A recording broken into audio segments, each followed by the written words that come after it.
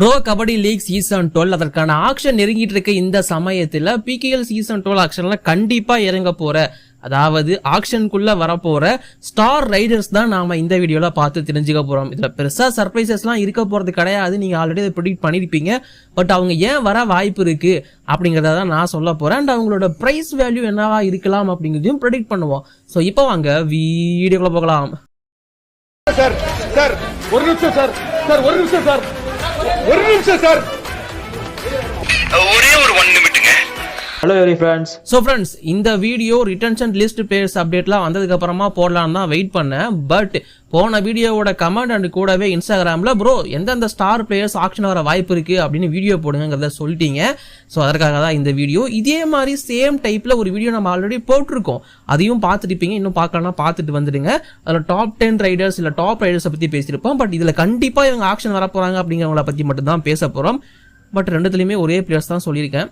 எப்படி ஏற்றுக்க போறீங்கன்னு தெரியல, பட் இருந்தாலும் நான் சொல்லிடுறேன். ஃபர்ஸ்ட் பிளேயர் பிகேஎல் வரலாற்றில் அதிக ரைட் புள்ளிகளை எடுத்த டுப்கி கிங். வேற என்ன வேணா வச்சுக்கோங்க, பிகேஎலோட கிங் இவர் தான், நம்ம பர்தீப் நர்வால். பர்தீப் நர்வால் கண்டிப்பாக ஆக்ஷனுக்குள் வருவார்.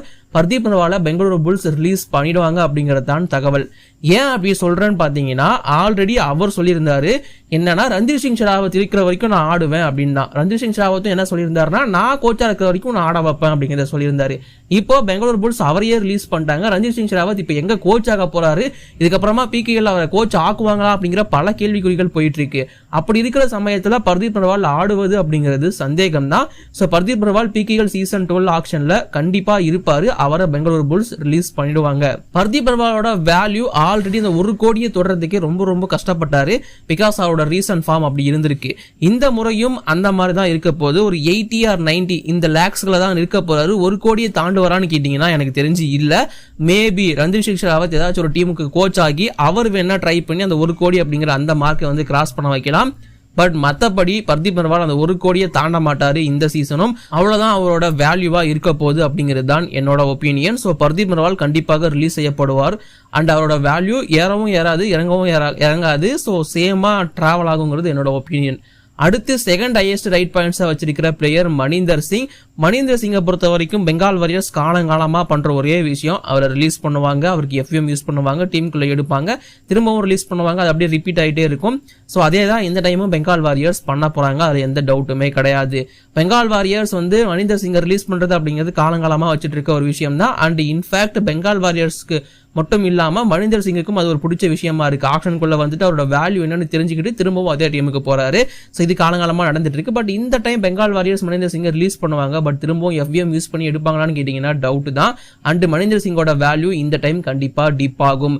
1 கோடி அப்படிங்கிறது அசால்ட்டா கிராஸ் பண்ணிடுவாரு. பட் இந்த டைம் அது கொஞ்சம் கஷ்டமா இருக்குங்கிறது என்னோட opinion. Because not only Bengal warriors, ஒரு சில டீம்ஸ் ஃபைட்டுக்கு வருவாங்க, பட் பெரிய வேல்யூ கொடுத்து மணிந்தர் சிங் எடுக்க ட்ரை பண்ண மாட்டாங்க. இன்ஃபேக்ட் வேல்யூ பெருசா அடி வாங்கினா கூட 50 லட்சம் அந்த மாதிரி அடி வாங்கினா கூட நான் வந்து ஆச்சரியப்பட மாட்டேன். ஏன்னா அந்த அளவுக்கு தான் அவரோட பர்ஃபார்மன்ஸ் ரீசெண்டா நிறைய பார்த்துருக்கோம். ஸோ அதனால தான் நான் இப்படி சொல்றேன். மற்றபடி வேற எதுவுமே கிடையாது. எனக்கும் ரொம்ப பிடிக்கும் மணிந்தர் சிங். பட் இப்போ அவருக்கான காலம்லாம் இல்ல. இதான் சொல்லிட்டு இருக்காங்கல்ல, ஜென் கோல்டுன்னு சொல்லிட்டு. இப்போ ஜென் போல்டு வர ஆரம்பிச்சிட்டாங்க. ஜென் கோல்டுக்கான வேல்யூலாம் கம்மி ஆகிட்டே தான் இருக்கு. இது இல்லாம அடுத்து இருக்கிற பிளேயர் உங்க எல்லாருக்குமே தெரிஞ்ச பவன் குமார் ஷெராவத். தெலுங்கு டைட்டன்ஸோட ஒரு அசைக்க முடியாத தூணா இருந்தாரு. ஸோ அந்த பவன் ஷெராவத்தோட வேல்யூம் 2 கோடியிலிருந்து டிப்பா இருந்துச்சு. இதை நீங்க எல்லாருமே பார்த்திருப்பீங்க போன ஆக்ஷன்லயே.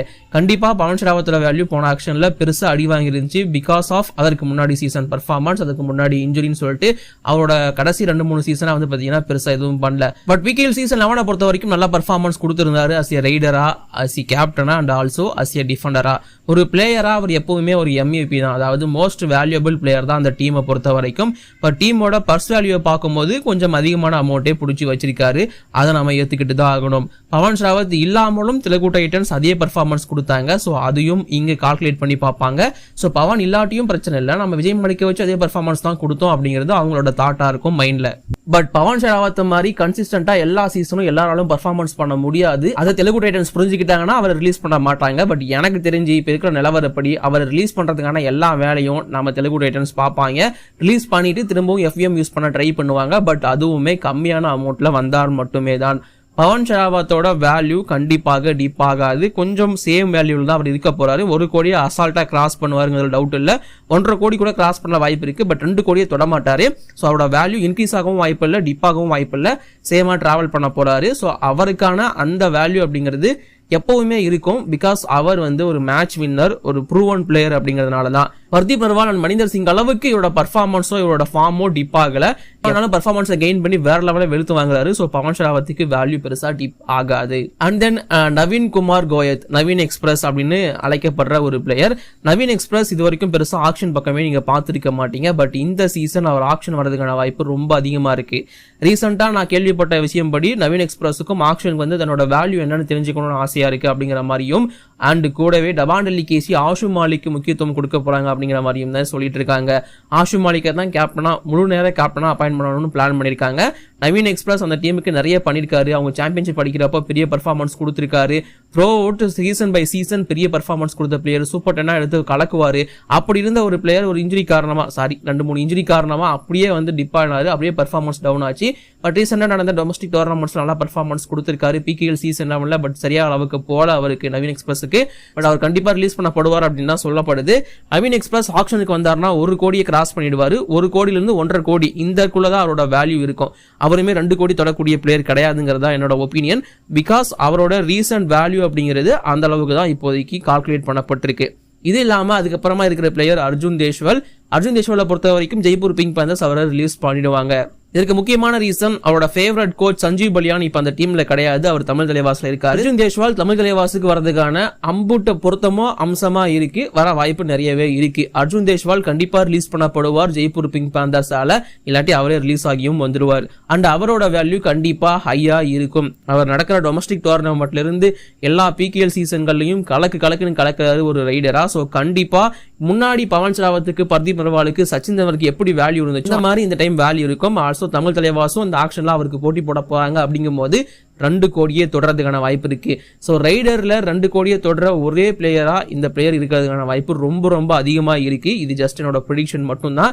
ஸோ 2 கோடி தொடுவாரா இல்லையா அப்படிங்கிற உங்களோட ஒப்பீனியனை கீழே கமெண்ட் பண்ணுங்க. தமிழ் தலைவாஸ் கேட்க போனாங்கன்னா கண்டிப்பா டீம் சேர்த்து விடுவாங்க.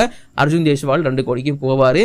தமிழ் தலைவாஸ் நேக்கா அவரை வேற டீம் தலையில கட்டிட்டாங்கன்னா பெட்டர், இல்ல மாட்ட போறாங்க அப்படிங்கிறது என்னோட ஒப்பீனியன். உங்க ஒப்பீனியனை மறக்காம கீழே கமெண்ட் தட்டி விட்டுருங்க. இது இல்லாம அடுத்த player Sachin Tanwar PKL season 11 அவருக்கு சுத்தமா சரியா போல. டொமஸ்டிக் அளவுலயுமே இப்ப ஆடிட்டு இருக்க எந்த டோர்னமெண்ட்லயுமே அவருக்கு சரியா இல்ல.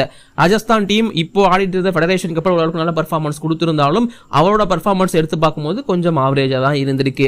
ஸோ சச்சின் தெண்டுல்கரை கண்டிப்பா தமிழ் தலைவாஸ் ரிலீஸ் பண்ணுவாங்க. பிகாஸ் சஞ்சீவ் பலியான் அந்த அளவுக்கு ஒரு ரைடர் மேல டிபெண்டா இருக்க மாட்டாரு. அண்ட் கூடவே 2 கோடிக்கு மேல அவர் பிடிச்சி வச்சிருக்காரு. பர்சனலா பாதி வேல்யூ கிட்ட அவர்கிட்ட இருக்கு.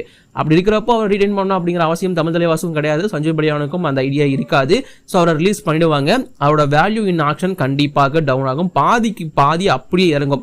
1 கோடி இந்த வருஷம் அவர் போனாலே பெரிய அதிசயம் அப்படின்னு நான் சொல்லுவேன்.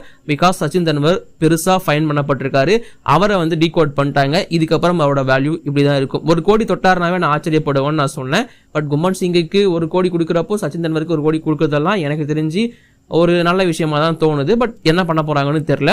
சோ இந்த பிளேயர்ஸோட வேல்யூ எந்த அளவுக்கு இருக்குன்னு நான் சொல்லிட்டேன். பட் உங்களோட ப்ரெடிக்ஷன் படி இவங்க 6 பேரும் எந்த ரேட்டுக்கு போக வாய்ப்பு இருக்குங்கிறத கீழே கமெண்ட் பண்ணுங்க.